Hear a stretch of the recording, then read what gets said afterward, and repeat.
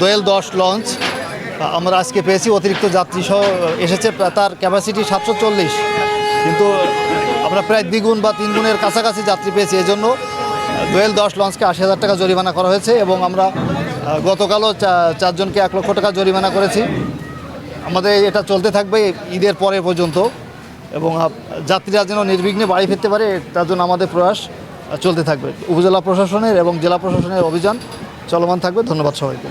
আসন্ন পবিত্র ঈদ উল ফিতর 2025 উপলক্ষে গত 24 মার্চ 2025 হতে বাংলাদেশ কোস্টগার্ড দক্ষিণ জোন ভোলা, ইলিশা, খেয়াঘাট, বেদুরিয়া, নাজিরপুর, চৌমোহনী, পাথরঘাটার গুরুত্বপূর্ণ লঞ্চ, খেয়া ও ফেরিঘাট সমূহে জননিরাপত্তা প্রদানের লক্ষ্যে বিশেষ টহল ও জনসচেতনতামূলক মাইকিং, লিফলেট বিতরণ, সন্দেহজনক ব্যক্তি ও নৌযান সমূহে তল্লাশি এবং যাত্রীদের ব্যাগ স্ক্যান সহ বিভিন্ন নিরাপত্তামূলক দায়িত্ব পালন করে আসছে বাংলাদেশ কোস্টগার্ড। দুষ্কৃতিকারীরা যাতে কোনো ধরনের নাশকতামূলক কর্মকাণ্ড সংগঠিত করতে না পারে এই জন্য সদা তৎপর রয়েছে বাংলাদেশ কোস্টগার্ডের প্রতিটি সদস্য।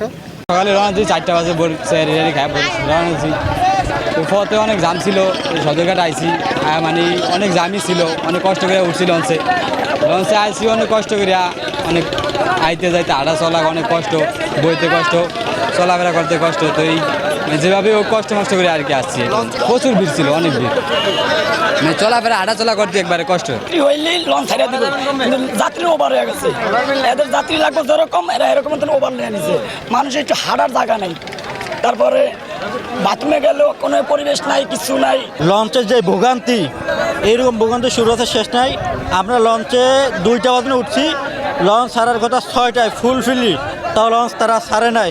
এত ভোগান্তি সমুদ্র পথ। আমরা রোজগার আছি এবং রোজগারি 90% লোক রোজগারি, এরা এসিটা পর্যন্ত দেয় নাই এবং কি এখানে গাড়ি যাত্রীদেরকে ধরে মারছে এরা। এই স্টাফ ওনাদের ব্যবহার খুবই খারাপ, যাত্রীরা খুবই ভোগান্তির মধ্যে থাকে।